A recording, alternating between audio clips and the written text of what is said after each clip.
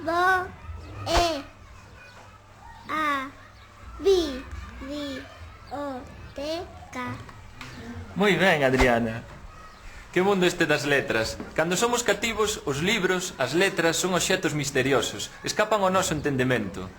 Gardan palabras que non comprendemos, personaxes, mundos ocultos. De súpeto un día, faise a luz. Chega a maxia. Abre o libro e empezas a ligar as letras. E aparecen as palabras unha tras doutra. E chegan as oracións, os capítulos, as novelas, a poesía, as ideas, a literatura.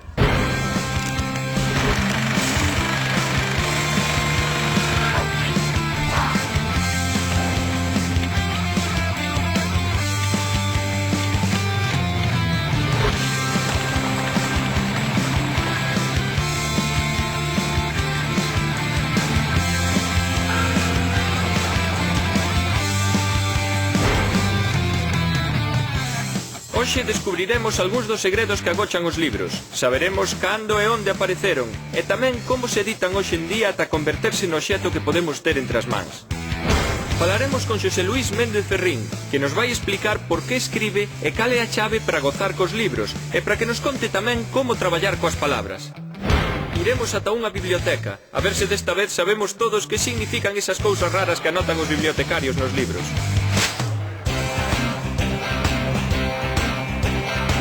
Vela tele. Primeiro ler. Vela tele. Xogar a partida máis vela tele. Ler. Nin xogar a partida nin ver a tele. Ler. Ler. Ler. Ai, ver a tele. Ver a tele. Bueno, ver a tele tamén. Ver a tele e xogar unha partida tamén, eso vai ben, non? Depende de que sexa a partida tamén. Eu prefiro ler. Ler. Ler. Ler. Ler porque me gusta moito. No, escoitar música clásica. Pois nin unha cousa nin outra. Durante a Idade Media o libro era un obxeto monacal. Os mosteiros eran os focos da cultura e os monxes eran os que transcribían e gardaban con agarimo os libros. Nos mosteiros transmitiuse a letra impresa a través das copias. Case todos os libros dende o século V ata o XII saen dos escritoria monásticos, como este do Mosteiro do Seira, fundado no ano 1137.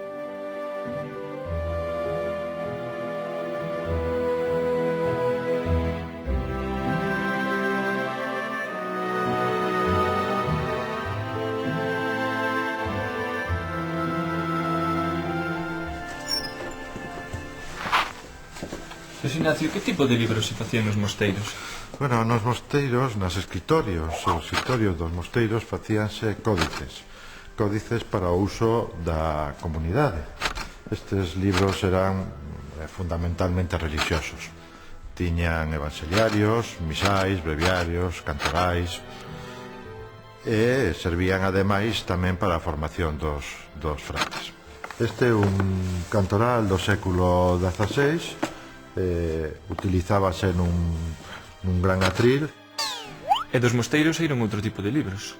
Bueno, se a escritoria do mosteiro era importante, podían facer libros para outras comunidades. Ao caso na Idade Media dos Beatos, son os libros, son os comentarios do Apocalipse de San Xoán, e incluso dentro da comunidade os tumbos, que unhos cartularios, ou como se chama en Castela, becerros, onde se recolle toda a documentación importante da comunidade, do mosteiro, como son as propiedades, privilexios, doazóns. E de onde llevan ese nome? Bueno, o nome dos tumbos non está moi claro de cal é a orixe, porque por o seu gran formato e peso estaban tumbados. De alguna maneira podemos decir que son unha copia de seguridade dos arquivos ou do arquivo do mosteiro. Na antigüidade e fundamentalmente na Idade Media, o material sobre o que se escribía era o pergamiño ou pergameo, que das dúas formas podemos dicir. O pergamiño está feito de pel de cabra, ovella ou vaca, preparada para poder escribir sobre ela. O nome procede da cidade de Pérgamo, en Asia Menor, que era a principal produtora. O pergamiño era un produto caro e sustituíuse polo papel, un invento chinés que se empezou a generalizar a partir do século XIV.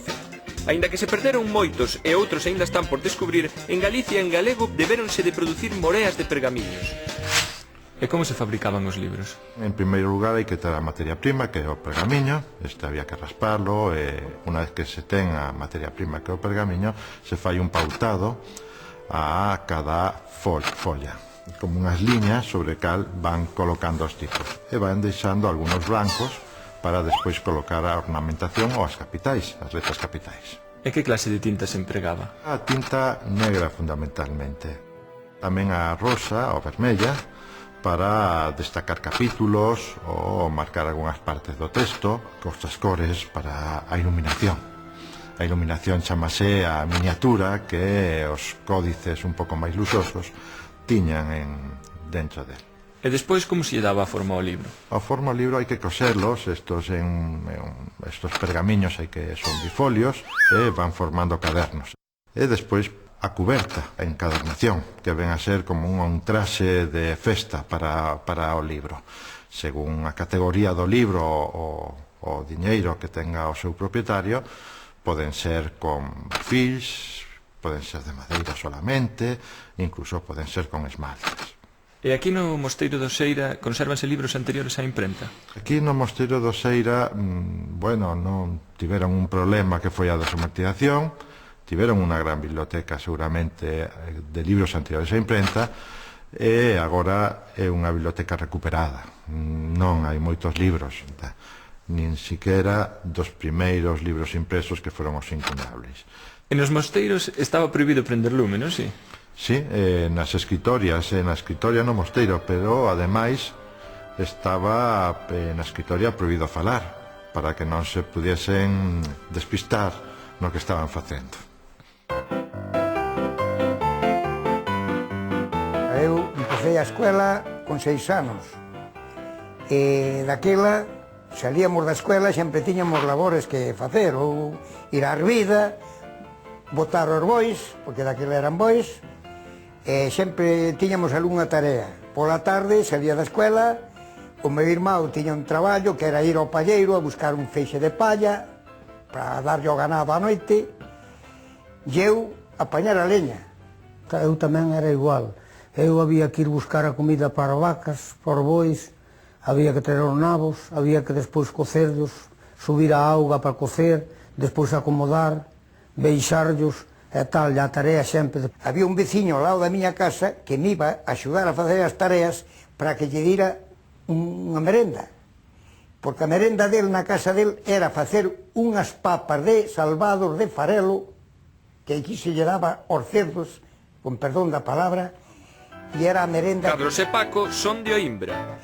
E non podíamos ir á escuela, non nos importaba moito por ir á escuela porque tiñamos medo ao que nos pegaban os maestros.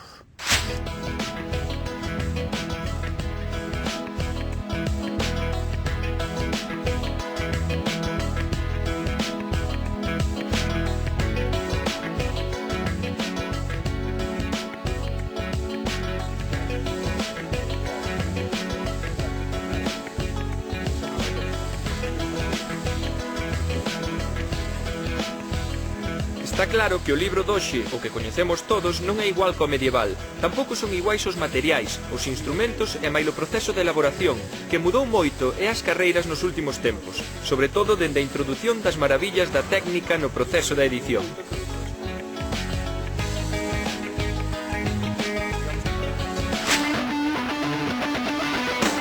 Batman, Superman, Spiderman... Bueno, calquera dos de Isabel Allende, ¿no? Peter Pan.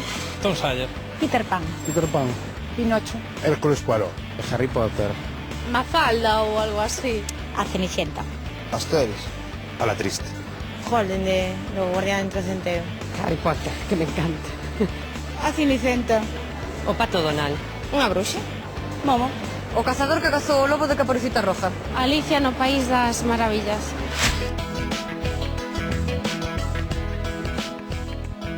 Víctor, e que é isto que temos aquí? É un prego de papel. É algo necesario, pois para, lóxicamente, para imprimir libros, para reproducir fotografías. Os encadernadores gustalle falar de que o prego está en rama, está aberto, está sin pregar. Supoño que haberá diferentes formatos e características de pregos, non? Os pregos de papel teñen diferentes tamaños e diferentes formatos. Aquí estamos falando dun taller offset, e as máquinas offset o tamaño máis grande que teñen, digamos, estándar son 70-100. Hai xente que pide pregos de papel que teña moito brillo, e cando se fabrica o papel chamase o proceso de cepillado darlle capas de estuco, e é o que lle dá brillantez ao papel e é o que impide, o que digamos que tupe os poros do papel, e a tinta sempre tende a quedar máis en superficie. Normalmente as novelas ou os libros, os papéis interiores, se te das conta, cando estás lendo teñen unha gramaxe inferior. A gramaxe soe ser ao tacto, cando ti colles os pregos de papel, digamos que é máis delgadiño, verdad? Sí, este sería para a cuberta. E esta podería ser para unha cuberta, ves que ao tacto é moito máis grosso e xa non se considera papel. A partir de 200 gramos de gramaxe, en vez de papéis, nos acostumbramos a chamarlos cartolinas. É unha cartolina de papel. E que partes ten o prego? Cada páxina, como podes observar aquí, tería unha caixa de texto. Sempre sería a parte impresa de maior superficie do libro. Neste prego impreso, unha vez que queda pregado, sabes, por parte da encadernadora, no libro isto chamamos a cabeza, esta sería o pé, e isto sería o lombo. A parte que nos falta, chamanlle corte, o corte do libro, e a moitos impresores nos gusta chamarlle a luz do libro. A luz? Sí, é unha palabra, vamos, para mí é moi bonita, non? Porque cando tes un libro, fágase a luz, non? Abres pola luz. Mira, e cal é a diferencia entre estas dúas? Cando estás imprimindo os primeiros pregos, pois tes que ir axustando, tes que darlle valores de cor á máquina para que case milimétricamente a estos primeiros pregos que saen e que se desbotan, é dicir, non sirven para nada, van directamente a reciclaxe, chámanse pregos de mácula. A palabra mácula é un latinismo que designa unha marca de sucidade ou impureza sobre algo, unha imperfección. Ademais desa palabra latina mácula, tamén procede a palabra patrimonial mancha. Cando queremos dicir que algo non ten manchas, dicimos que é ou está inmaculado. Mágoa, que é tanto unha mancadura como unha dor moral, unha pena, ten a mesma orixe. Ves aquí que este libro está conformado por moitos pregos pregados, dobrados, cada un deles postos un ao carón do outro, sabes? Sí. E aquí a encadernadora se encargaría de ir alzando, de ir ordenando cada prego destos e ir conformando o que lle chamamos a tripa do libro. Unha vez que todos os pregos están ordenados e toda a tripa está conformada, habría unha máquina de encadernación que cosería o prego por debaixo, é dicir, uniría toda esta tripa, sabes, para darlle esta forma, e iría cosendo pola parte do lombo. Como continúa despois o proceso? A partir de aí pasa por medio de un tren mecánico, pasa por un rodillos e vai a unha máquina que se chama guillotina. E o guillotinista o que fai é cortar, igualar, para que isto quede, como ves que queda perfectamente, igualar pola cabeza, igualar polo pé ou igualar pola luz ou polo corte, non? Parece moi complexo, pero ves que realmente non é... E ao final témolo o libro. E ao final témolo o libro.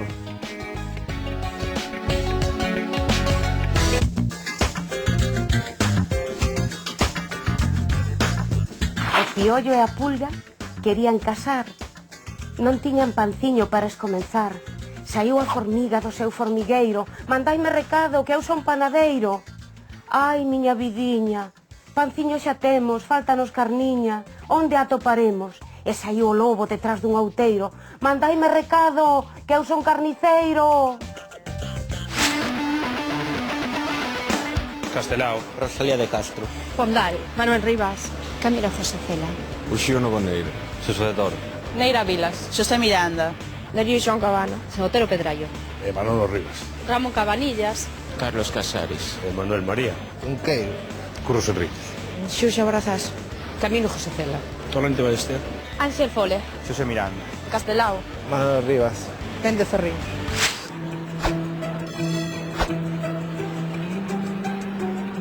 E para saber algo máis sobre o oficio de escribir e sobre a arte de traballar coas palabras, marchei ata Vigo, á procura dun dos máis grandes escritores da literatura galega, Xosé Luís Méndez Ferrín.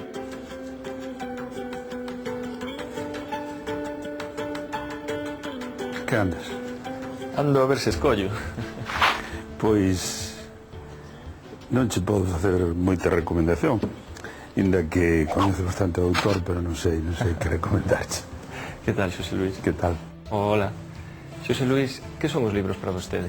Pois son os compañeiros que confortan, que cos cales un tamén se enravexa, se irrita. Ás veces tamén son obxectos fermosos dotados dunha linguaxe non verbal, sino dunha linguaxe estética. Ás veces son vestixios do pasado, fermosísimos libros da Idade Media, manuscritos, os incunables, os libros do século XVIII, tan serios, tan racionalistas, os da XIX, frecuentemente románticos cando se trata de poesía. Están falando do tempo deles. E de neno, por que libros de Becía? Eu non empecé por os libros, eu empecé por os que chamaban en Ourense chistes, noutros lugares tebeos, polo que se chama hoxe o cómic. O primeiro que lín, ou casi non sabía ler, intentei ler, chamábase Rabanito e Cebollita. E despois xa pasei a Roberto Alcázar, que xa era para rapaces maiores. E despois? Mais adiante, entón xa a cousa foi seria. Había uns libros na parte alta da biblioteca do meu avó que se decía que eran libros prohibidos, non se podía chegar ali, non se podían coller. Pois un resultou que era Curros Enríquez, Aires da miña terra, e outro era Esa de Queiroz, en portugués. En canto puiden linos, claro. E para ser un bo escritor é necesario ser un bo lector? Pois depende do que se entenda por bo lector. Non fai falta ler moito, eu non sei, pero a mí dá a impresión de que os bons escritores o que necesitan é saber procesar os textos. Boa parte dos escritores son os bons, e os non tan bons son lectores que incorporan a súa propia sustancia e a súa propia identidade de escritores que incorporan as obras de outros, que toda obra literaria é un mosaico de citas. Evidentemente, só podemos escribir sobre unha literatura anteriormente escrita. Fora de aí non hai salvación. Estamos nunha cadea de escrita. O escritor ten que ser un lector moi selectivo, de moi poucas cousas. É máis, debe ser un pirata, debe roubar dos demais, apropiarse do alleo, pero somente dos elementos valiosos do alleo. Unha obra literaria escrita en prosa que conta unha historia, xeralmente longa, recibe o seu nome da palabra italiana novella, que inicialmente significaba noticia recente, narración dun acontecemento. Novela deriva do adxetivo novo. Noutras linguas próximas á nosa, como o francés ou o portugués, unha novela é unha obra breve e utilizan romance para aquelas de máis extensión. E que é un escritor? Un escritor é unha persoa que utiliza a función poética da linguaxe, que non serve absolutamente para nada máis que para crear universos literarios, non lanza unha mensaxe. Esa mensaxe cifrada é a obra literaria e, se ten sorte, pois cae en boas mans, en alguén que participa nese contrato, e se ten mala sorte, pois será rexeitado. O escritor escribe para unha persoa descoñecida sempre, ou para unha serie de persoas descoñecidas, non? E a veces para persoas do futuro, para persoas, no mellor dos casos, que non naceron aínda, que nos van ler cando centos de anos despois de que nos esteamos mortos, no caso de que nos convirtamos en escritores inmorredoiros, como decía don Ramón Otero Pedrallo. Que liñas ou versos ou libro lle mudou a vida? Pois non tive nunca eu grandes paixóns literarias. O que sí que fun fiel a algunhas durante toda a miña vida. Eu morrerei sendo un devoto de Jules Verne, como morrerei sendo un pondariano. Non me gusta cambiar de afectos, non podo, resulta-me imposible. E co pulo que está tendo actualmente o formato electrónico, corre o libro como obxecto físico o risco de desaparecer? Eu coido que non. O libro nunca sempre foi así como isto. O libro foi en rolos, foi en papiros, dentro da rede están os libros tamén, pero non teñen esta forma. O fetichismo desaparece, a forma de ler faise ríxida, non podo ler na cama, non podo ler un debaixo dun carballo. Polo tanto, o libro vai permanecer. E se non permanece, pois que non permaneza. O que vai permanecer é a literatura. Ten que haber libros. Non concibo o mundo sin eles, non? Eu non sei se o libro sobrevivirá como en soporte de papel. É difícil aventurar o que pode pasar nos tempos próximos. É dicir, que máis dá, que sexa en formato de papel, que digital, que un ebook, outros formatos posiblemente máis novos, que un audiobook, tamén é posible. É dicir, a min é un tema o do papel, papel sí ou papel non, que non me preocupa moito, a verdad. É dicir, o único que me preocupa é que o libro sobreviva no formato que sexa, como un modo de adquisición de cultura, pois que ten moita tradición e que eu creo que é pois moi importante. O que sí creo é que para que sobreviva en galego algo, creo que debemos facer millor que outras culturas, porque ao ser unha cultura minoritaria, pois eu creo que hai que fazer mellor un pouco para seducir. Follas novas. A esmorga. O Ilustrísima, que é moi lindo. Volvoreta. O lápis do carpinteiro. Memorias dun neno labrego. A chave das noces. Que me queres, amor? Ideas de bombeiro. Masina. Cantares gallegos. Os dos de sempre. Catecismo do labrego. Resistencia, Rosaneiros. Criminal. Os vellos non deben de enamorarse, por exemplo. As cousas de Ramón Lamota. Tonecho de Rebordechao. Vacas na cidade. Anasnórice. Cousas. As bibliotecas continúan sendo hoxe un lugar para facer accesible a cultura a todos. Os bibliotecarios gardan moitos segredos sobre os libros e moitas palabras descoñecidas para cazadores como a min. Karina, que fai un bibliotecario? Pois moitísimas tarefas, en realidade, para poder preparar os libros para o público, para que se poidan utilizar e que se poidan controlar. Pois, primeiro que nada, facemos unha selección dos libros que queremos, dos documentos que queremos ter na biblioteca. Logo facemos unha catalogación, que sería unha descripción deses libros, un análisis máis de indización máis importante, un proceso técnico tamén que ten que ir dentro das tarefas dun bibliotecario. E con que traballa un bibliotecario? Pois traballamos en primeiro lugar con os documentos primarios, que serían os propios libros, por exemplo, que escritos por calquera autor, e logo cos documentos secundarios, que serían, pois, por exemplo, bibliografías ou catálogos que falan dos propios libros, por exemplo, tamén con documentos terciarios, que serían, por exemplo, bibliografías de bibliografías, non? No vosso traballo empregades unha linguaxe, uns códigos propios para clasificar os documentos, non si? Sí, sí. Como en todos os oficios sempre hai un vocabulario específico, non? E nos falamos, pois, por exemplo, de desiderata, simplemente unha suxestión de compra dunha persona que considera que deberíamos ter un documento na biblioteca e que non o hai, pois ela fai unha descripción do libro que lle parece, non? E nos valoramos se o compramos ou non compramos. Un tesauro, pois, é simplemente unha lista de termos ou de escritores que nos utilizamos para falar da materia de que trata un libro. E é unha lista moi complexa, porque fai referencias de termos que son válidos aos que non son válidos, non? OPAC. OPAC? OPAC, sí. Por exemplo, os OPAC son o que antes tiñamos catálogos de fichas intercaladas e aqueles muebles tan enormes, non? Pois, hoxe en día, pois, é simplemente unha base de datos xestionada por un programa e que nos permite facer localizacións de documentos pois moito máis avanzados e moito máis ricos. Para referírmonos a unha persoa que sempre está estudando ou lendo libros, usamos a expresión rato de biblioteca, porque, igual que un rato, devora os libros. A palabra rato ven xa do latín e probablemente teña a súa orixe na onomatopea do ruido que ese animal fai ao roer.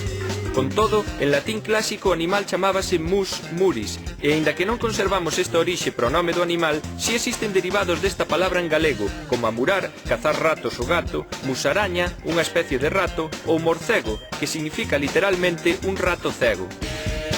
Karina, este código que ven no lombo dos libros, que é o que indica? Pois isto de aquí é a asignatura. É precisamente un código alfanumérico que nos permite saber en que sitio concreto está un documento. Indicaría en que sala está de toda a biblioteca, a clasificación da CDU. A CDU, un código de clasificación decimal universal, que xa ten moitísimos anos e que nos vale para clasificar todos os ámbitos do saber a través de números. O 0, por exemplo, é xeral, o 1 é filosofía, o 8, que empeza aquí, pois é lingua e literatura, e este que temos aquí pois indica que é galego. CAS sería as 3 primeiras letras do autor e as 3 primeiras letras do título. Entón, eu se vou a Noruega, poñamos por caso, e collo un libro nunha biblioteca, o código vai significar o mesmo? Pois é moi probable. En realidade, os bibliotecarios poden decidir cales serían os máis adecuados para a súa biblioteca. Pero, por exemplo, a clasificación decimal universal se utiliza en moitísimas bibliotecas. Entón podemos dicir que a linguaxe dos libros e das bibliotecas que é universal? Sí, ou polo menos téndese a eso. De feito, hai asociacións como a IFLA, que é un organismo internacional que trata precisamente de que todo o vocabulario relativo ás bibliotecas e as formas de describir os libros pois que sexan únicas e universais.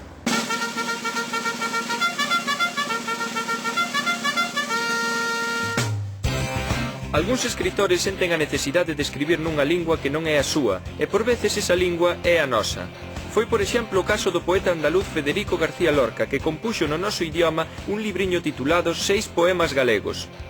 Velaquí como soa un fragmento dun deles titulado Cantiga do neno da tenda. Bos Aires ten unha gaita sobre do río da Prata, que atoca o vento do norde coa súa gris boca mollada. Triste Ramón de Sismundi, aló na rúa Esmeralda, vasoira que te vasoira, polvo de estantes e caixas. Ao longo das rúas infindas os galegos paseiaban, soñando un val imposível na verde riba da Pampa. As palabras do mundo dos libros son moitas, algunhas misteriosas e case sempre divertidas.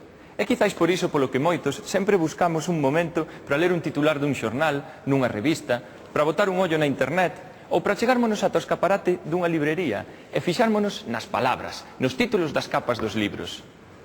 Ai, os libros, material inflamable, coidadiño con eles. Aburiño.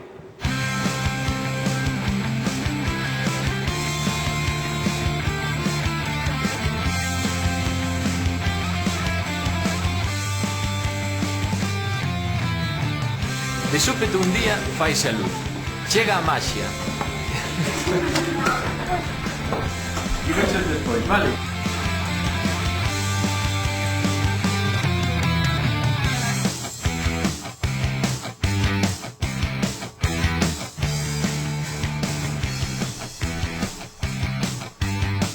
Acción.